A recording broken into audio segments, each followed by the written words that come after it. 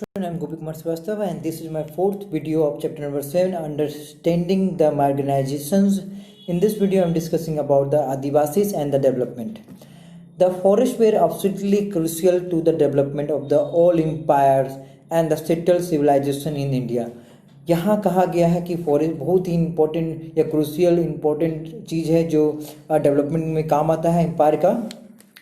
Forest cover the major part of the our country. हमारे भारत में या हमारे कंट्री में फॉरेस्ट का बहुत बड़ा पार्ट है till the 19th century. And the Adivasi had a deep knowledge of access to as well as to control over most of this vast tract at least till the middle of the 19th century. यहाँ कहा गया कि आदिवासियों की जो forest है इसके बारे में बहुत अच्छे से पता था, वो हर जगह को जानते थे, मतलब उनको डीप नॉलेज था मिडिल ऑफ 19th century में.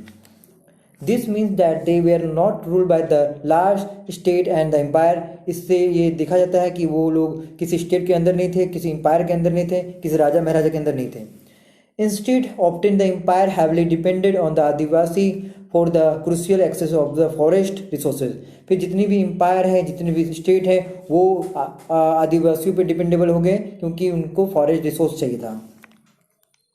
This is radically the contrary विरोध to our image of the Adivasi today as somewhat marginal and the powerless community. इसलिए आज आदिवासियों को पावरलेस कम्युनिटी के रूप में दिखाया गया है. In the pre colonial world, बहुत प्री कॉलोनियल वर्ल्ड मतलब कॉलोनियल वर्ल्ड वो था जहाँ ब्रिटिश राज करता था हमारे देश में, उससे पहले की बात किया जा रहा है. दे वेयर ट्रेडिशनल रेंज, मतलब घूमते थे वो लोग जो आदिवासी थे, हंटर गैदरिंग थे, जानवरों को मारते थे एंड खाते थे, एंड नोवाड थे, बंजारा थे, जहाँ तहाँ घूमते थे. And live by the shifting agriculture, और वहाँ जो वो शिफ्टिंग एग्रीकल्चर करते थे, मतलब एक जगह छोड़कर दूसरी जगह खेती करना, फिर एक जगह छोड़कर दूसरी जगह खेती करना, तो इस तरह से उनका जीवन चलता था. And also cultivating in a one place, और एक जगह बैठकर भी वो एग्रीकल्चर करते थे. Although this remained for the past 200 years, तो ये सिर्फ 2 साल तक चला. आदिवासी have been increasingly forced through the economical changes, पर धीरे धीरे आदिवासी को फोर्स किया गया कि वो इकोनॉमिकल चेंजेस लाए. फॉरेस्ट पॉलिसी आया गया, पॉलिटिकल फोर्सेस आया गया, apply by the state and the private industry to migrate to the life as a worker in the plantation, at the construction site, in the industrial and the domestic worker. मतलब धीरे धीरे जो आदिवासी था उनको बदल दिया गया, उनको वर्कर बना दिया गया प्लांटेशन में, या फिर कंस्ट्रक्शन साइट में लगा दिया गया, या फिर डोमेस्टिक वर्कर बना दिया गया. तो इस तरह से आदिवासियों को बदला गया. According to the official figure, more than 50% of the person displaced due to the mines and the mining project are tribal. यहाँ कहा गया कि ऑफिशियल फिगर के अनुसार 50% जो माइनिंग में जो लोग काम करते हैं वो आदिवासी हैं.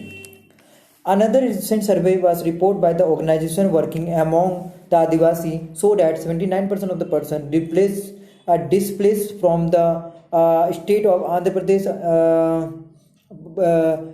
छत्तीसगढ़, उड़ीसा, झारखंड. तो यहाँ भी बहुत सारे जो 79% जो वर्कर है वो आदिवासी है, उसको आदिवासी से वर्कर बना दिया गया इन स्टेट में. In the north east there land, जैसे ट्रिबल लैंड जिसको कहते हैं, रिमेन द हाईली मिलिटराइज, उनको मिलिटराइज मतलब सैन्य लगा दिया गया, वहाँ बल लगा दिया गया, वहाँ फोर्स लगा गया, एंड द वार टाउन बना दिया गया. वार टाउन मतलब कि वार की जगह बना दिया गया. India has 54 national park and 372 wildlife sanctuary covering 1,09,632 square kilometer. This area where tribal originally live but were evicted from. मतलब यहाँ पे कहा गया ये जो वाइल्ड लाइफ सेंचुरी है या 54 नेशनल पार्क है, यहाँ पे पहले आपका आदिवासी रहते थे जिसको हटा दिया गया और इस जगह को वाइल्ड लाइफ सेंचुरी और नेशनल पार्क बनाया गया. When they are continue to be stay in this forest, they are termed as encroacher. जब वो इस जगह पे रहते थे तो उन्हें इनक्रोचर कहा जाता था, मतलब कब्जा करने वाला. मतलब आदिवासियों जब अपने जंगल में रहते थे तो उनको इनक्रोचर कहा जाता था. तो यहाँ पे एक वर्ड बन सकता है, यहाँ वर्ड मीनिंग निकल सकता है कि what is encroacher. Having the gradually lost of access to their traditionally homeland, many Adivasi have migrated to the city in search of work where they are employed for very few wages in the local industry or building. यहाँ कहा गया धीरे धीरे जो worker है वो बहुत ही कम मात्रा में माइग्रेट करने लगे, बहुत ज़्यादा मात्रा में माइग्रेट करने लगे और बहुत ही कम वेजेज में मतलब मजदूरी में काम करने लगे. कंस्ट्रक्शन साइट में काम करने लगे हैं, तो बिल्डिंग बनाने में लग गए हैं, तो इस तरह से काम में वो इन्वॉल्व हो गए हैं।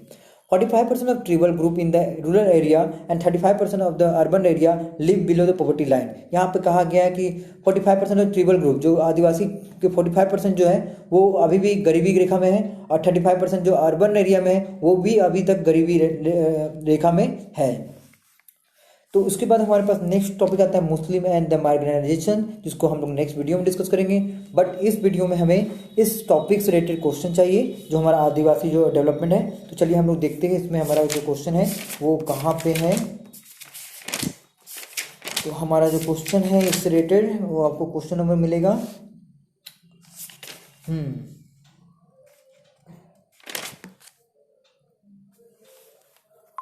So this is our question. Would you agree with the statement that economic and the social marginalization are interlinked? आपको यहाँ पे बताना है कि ये दोनों इंटरलिंक है या नहीं है। ये आपका क्वेश्चन हो गया। So must write the answer. Thank you. This video is completed. सभी क्वेश्चन आंसर को आप लिख सकते हैं और सभी की तैयारी करें आप अच्छे से। और हमारे पास एक क्वेश्चन नंबर 7 भी है, इसका भी आंसर आप लिख सकते हैं क्योंकि ये भी आदिवासियों के बारे में है। In the storyboard you read about the Helen hope to make movie on the Adivasi story. Can you help her by the developing a short story of आदिवासी के बारे में शॉर्ट स्टोरी बनाना है, तो आप यहाँ पे इसके बारे में भी लिख सकते हैं। ठीक है, तो ये हमारा 2 जो क्वेश्चन है वो आदिवासी पे रिलेटेड है। आप इसके आंसर को लिखें, क्वेश्चन को भी लिखें, अच्छे से कॉपी तैयार करें। So thank you, this video is completed. Thank you.